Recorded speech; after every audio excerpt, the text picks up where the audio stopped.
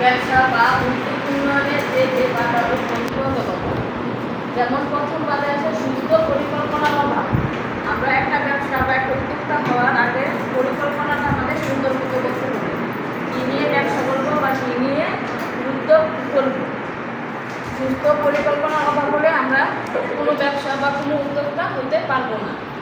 চাকরির প্রতি আগ্রহ বেশি, অনেকেই চিন্তা করে লেখাপড়া করে ভালো একটা চাকরি করব, তাই চাকরির প্রতি আগ্রহের কারণে অনেকেই ব্যবসা থেকে বা উদ্যোক্তা হওয়া থেকে পিছিয়ে থাকে। কারিগরি ও বৃত্তিমূলক শিক্ষা অপর্যাপ্ততা, অনেকে আছে কারিগরি মানে যে কী দিয়ে ব্যবসা করবো, কী একটা কাজ, এগুলি ওরা শিক্ষার আগ্রহ কম থাকে বা কারিগরি কাজগুলি অনেকেই বুঝতে চেষ্টা কম করে। যেমন অনেক হাতে কলমে কাজ আছে, এগুলি শিক্ষা অনেক জায়গায় পায় না। প্রচলনের অভাব, এমন একটা ব্যবসা করলে আমাদের প্রচলনের অভাব হয়। যেমন একে একে প্রচারটা করার জন্য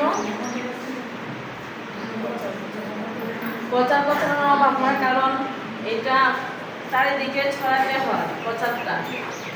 প্রয়োজনীয় অর্থের অভাব, আমাদের হাতে ব্যবসা বা উদ্যোক্তা হওয়ার জন্য অর্থ থাকে না। অর্থের অভাবে অনেকেই উদ্যোক্তারা ব্যবসা থেকে পিছিয়ে থাকে। রাজনৈতিক অস্থিরতা, রাজনৈতিক অস্থিরতার কারণেও ব্যবসা বা উদ্যোক্তা বাধা আসে। প্রশিক্ষণের অভাব, প্রশিক্ষণের অভাবে আমরা অনেকেই অনেক কাজ করতে পারি না। বাধাগুলো দূর করার উপায়, সহজ সত্ত্বে অর্থায়ন। অর্থ সহজে যদি আমরা অর্থ পাই তাহলে আমাদের বাধাগুলো দূর করা যাবে।